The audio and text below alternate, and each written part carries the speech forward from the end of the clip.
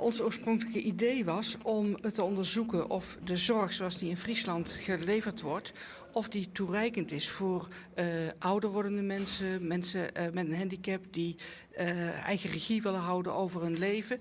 Dat aspect ben ik helemaal kwijt in deze startnotitie. Deze startnotitie gaat vooral over de instituties die er zijn en de wettelijke normen die er zijn.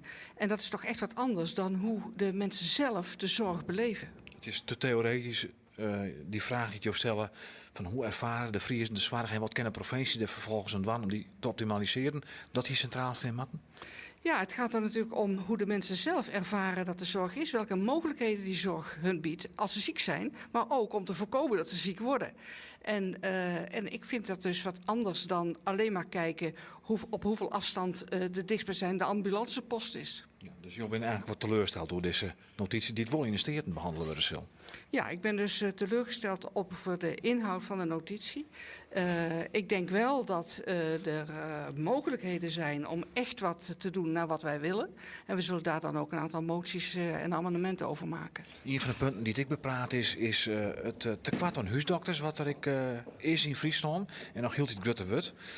Ja, wat voorop herinnerd ik nog, als stad brachten we oude notitie. Wat kan je daar als provincie doen om dat te keren?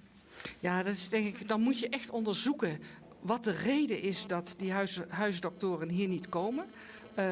En pas dan kun je zeggen wat je eraan kan doen. Maar als het bijvoorbeeld betekent een beter vestigingsklimaat voor huisartsen, wat een beetje gesuggereerd werd door de huisartsenvereniging, ja, dan moet je wat doen aan het vestigingsklimaat. En daar kan je als provincie zeker een bijdrage in leveren. Hoe kan je dat beter maken?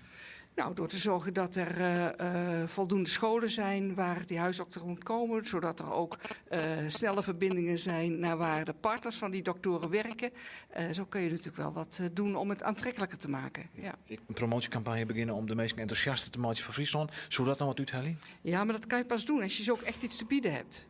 Dus, onvoldoende? Ik denk dat het wel klopt dat wanneer een huisarts hier zich wil vestigen, maar zijn partner kan geen werk vinden, dat je dan wel een probleem hebt. Ja, dan is het verhuizen naar het westen wel heel aantrekkelijk geworden. Ja. Dus een groot probleem met de provincie toch helemaal omhoog iemand? Ja, dan denk ik wel, ja.